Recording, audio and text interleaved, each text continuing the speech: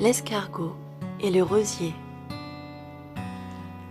Le jardin était entouré d'une haie de noisetiers et au dehors s'étendaient des champs et des prés. Au milieu du jardin fleurissait un rosier et sous le rosier vivait un escargot. Et qu'y avait-il dans l'escargot ? Eh bien, lui-même. « Attendez un peu que mon temps arrive, disait-il. Je ferai des choses bien plus grandioses que de fleurir, porter des noisettes ou donner du lait comme des vaches et des moutons. À vrai dire, j'attends de vous de grandes choses, approuva le rosier. Mais puis-je vous demander quand les ferez-vous ?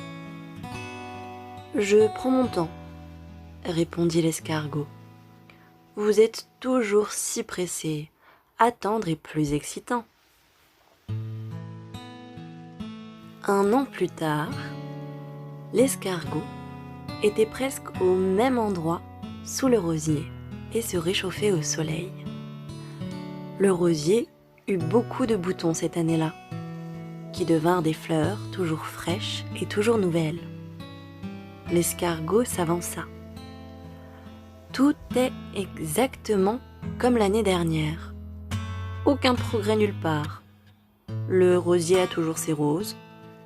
Cela ne va pas plus loin.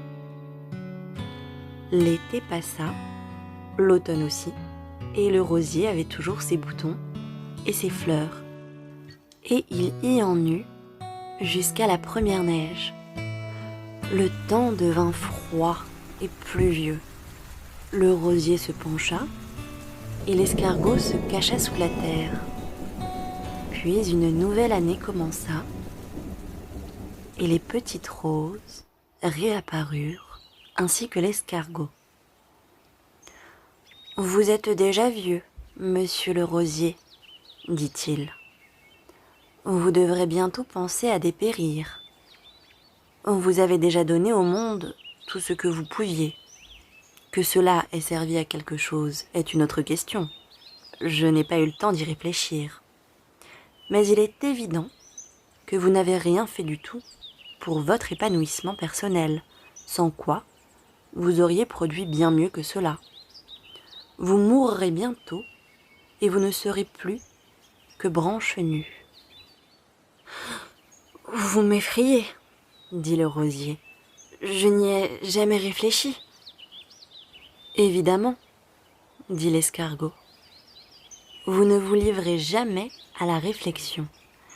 N'avez-vous jamais essayé de comprendre pourquoi vous fleurissiez et comment seulement cela se produit ?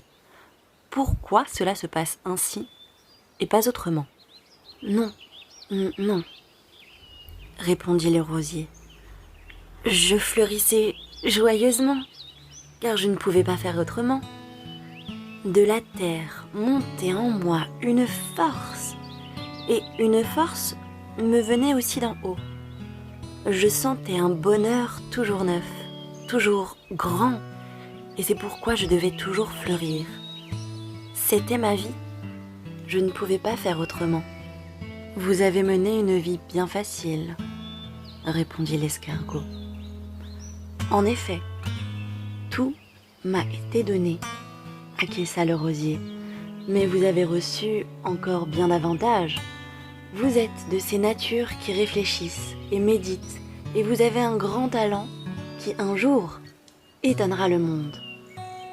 Ce n'est absolument pas dans mes intentions, répondit l'escargot. Le monde ne m'intéresse pas. En quoi me concerne-t-il ? Je me suffis amplement.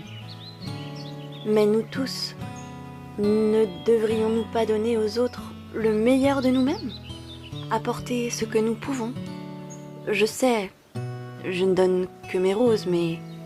Et vous ? Que donnez-vous au monde ?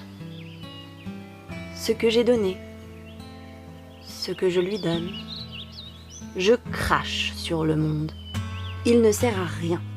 Je me fiche de lui. Vous, continuez à faire éclore vos roses. De toute façon, vous ne savez pas mieux faire.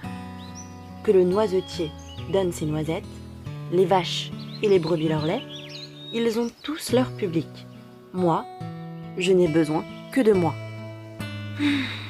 C'est bien triste, regretta le rosier. Moi, j'ai beau faire, je ne peux pas rentrer en moi. Il faut toujours que je forme des boutons et que je les fasse éclore. Les pétales tombent et le vent les emporte. J'ai vu pourtant une femme déposer une petite rose dans son micelle.